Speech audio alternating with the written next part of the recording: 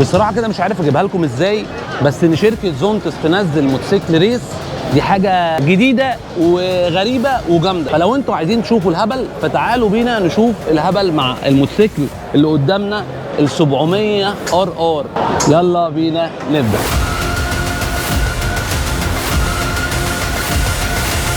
طب يلا بقى بينا نبدا ونشوف شركه زونتس منزله لنا حته خطيره.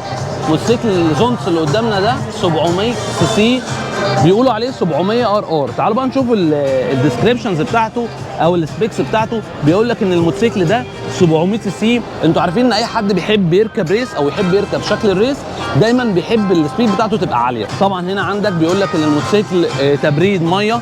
طبعا شايفين شكل الموتوسيكل يا جماعه، بجد هم شابوه عليهم ان هم يطلعوا شكل ريس بالمنظر ده او بالحجم ده. موتوسيكل 700 سي سي. البريك بتاعته لو اخدتوا بالكم هتلاقوها بريمبو، ودي من احسن البريكس اللي موجوده.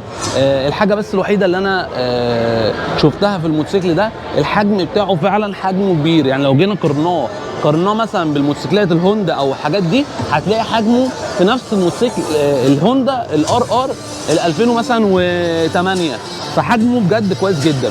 طيب هنا بقى مدين لك شويه دلع. انتوا عارفين دايما شركه زونتس بتحب اللون الجراي ده. طبعا هنا عاملين لك بقى الاضاءه. بص شايفين هنا الاضاءه داخليه.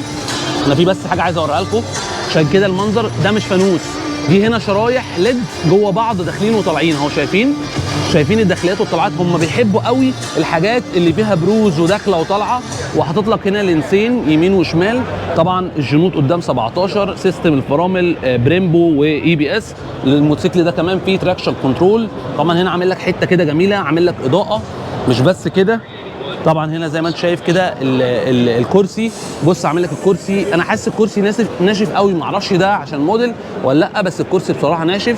وهنا عامل لك الكرسي اللي فوق تحس ان هو طاير. فرده الكاوتش اللي خلفيه برده جانت 17 على 180، ده الستاندر بتاعها.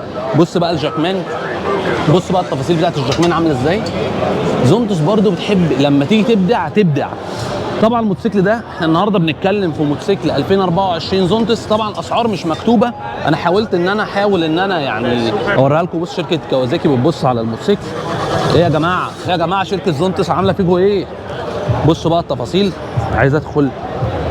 بص المنظر. طبعا ده هنا السكرين، وهنا في مساعد اتزان زي ما انتم شايفين كده كربون، وهنا القبق، وهنا بقى كل المودز اللي تقدر تتحركها منهم. بجد الموتوسيكل عامل لقطه. بصوا الناس عامله ازاي، بصوا الناس بتتفرج على الموتوسيكل.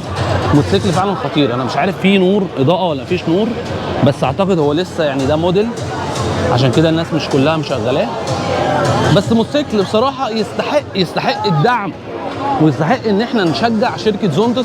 لان انا شايف من وجهه نظري ان الشركه دي ناجحه، واصحاب الشركه كمان اصلا يعني في اختراع عندهم، بدليل ان هي الحاجات دي لما نزلت مصر عملت ضجه كويسه جدا.